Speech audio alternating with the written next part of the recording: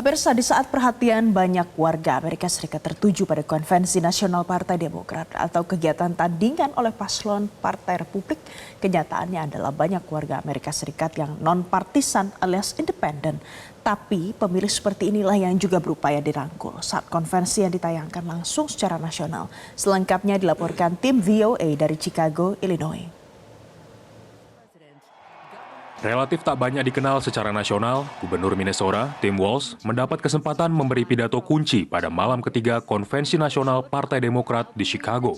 When we Democrats talk about freedom, we mean the freedom to make a better life for yourself and the people that you love. Pidato Walz ikut menguatkan semangat anggota delegasi yang hadir. He has a veteran background, comes from a rural community, he's been a teacher, he's been a coach.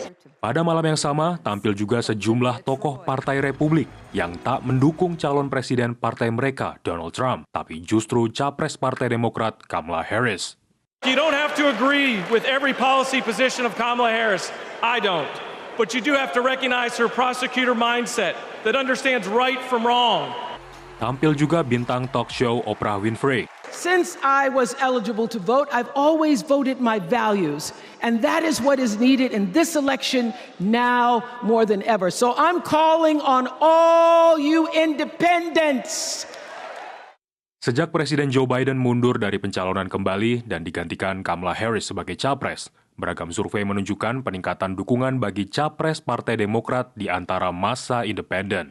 Untuk meraih pemilih independen, paslon dari Partai Republik juga gencarkan kampanye di negara bagian kunci, termasuk North Carolina, tempat cawapres J.D. Vance mengadakan kampanye Rabu waktu setempat. Pemberitaan soal politik Amerika Serikat biasanya mengerucut kepada dua partai besar, yaitu Partai Demokrat dan Partai Republik. Tetapi suara yang signifikan justru datang bukan dari keduanya, tetapi dari suara pemilih independen, yang bukan pendukung salah satu partai. Survei Gallup terakhir misalnya menemukan sekitar 43% pemilih Amerika mengaku sebagai pemilih independen. Sementara survei dari American National Election Studies menunjukkan hanya belasan persen. Karena sebagian besar pemilih yang mengaku independen juga kadang condong kepada salah satu partai. Tetapi beragam survei menunjukkan hasil yang sama. Warga milenial dan Gen Z lebih banyak yang mengaku sebagai pemilih independen. Pemilih independen pula yang biasanya coba dirangkul dengan pemilihan wapres, termasuk Gubernur Walz, untuk mendampingi Wapres Harris. Perhaps one of Walz's strengths is that he can speak to the kind of voter that was not particularly drawn to Hillary Clinton in 2016, but evidently swung back toward Joe Biden in 2020, which is an older, white, moderate voter. The primary weakness of Tim Walz, he is not from a swing state.